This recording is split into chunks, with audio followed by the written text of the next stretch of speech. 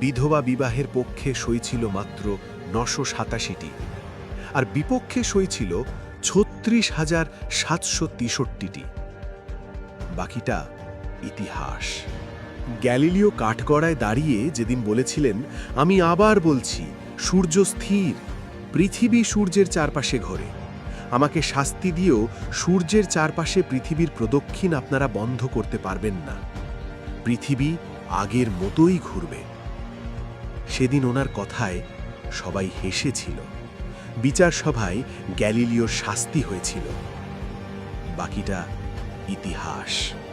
সতীদাহ প্রথার মতো জঘন্য এক সামাজিক প্রথার বিরুদ্ধে যেদিন রাজা রামমোহন রায় রুখে দাঁড়িয়েছিলেন, সেদিন সমাজের সংখ্যাগরিষ্ঠ মানুষ ওনাকে হাস্যাস্পদ করেছিল। বাকিটা ইতিহাস।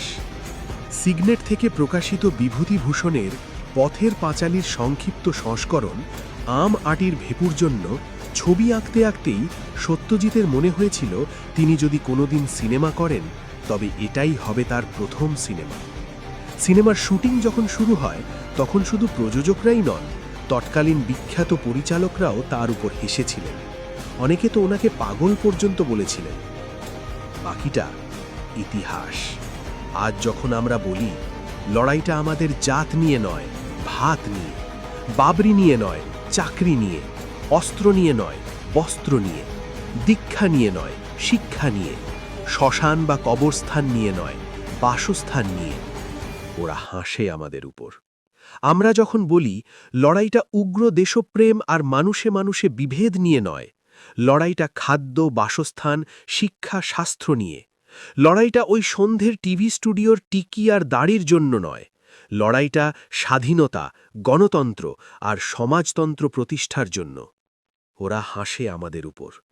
আমরা যখন বলি নারীর পিরিয়ড হওয়া মানে তার শরীর অপবিত্র ঘোষণা করে দিয়ে বিভিন্ন জায়গাতে তার প্রবেশ নিষিদ্ধ করে দেওয়া নয়, তখনও ওরা হাসে আমাদের উপর।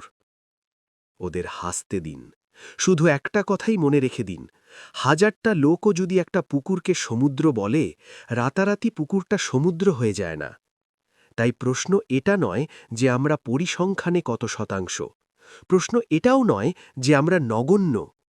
উত্তর একটাই, আজ থেকে অনেকগুলো বছর পর কারখানার খেটে খাওয়া ওই শ্রমিকগুলো অথবা স্কুল কলেজে পড়া ওই ছেলে মেয়েগুলো মাঠের ধারে ওই বেঞ্চটাতে বসে যখন গল্প করবে, ওরা বলবে, জানিস, আজ থেকে অনেকগুলো বছর আগে সবাই যখন ধর্মের নেশায় মানুষকে মাতিয়ে রেখেছিল, আমাদের মতো খেটে খাওয়া সাধারণ মানুষের জন্য ওরাই ঠিক আওয়াজ তুলেছিল।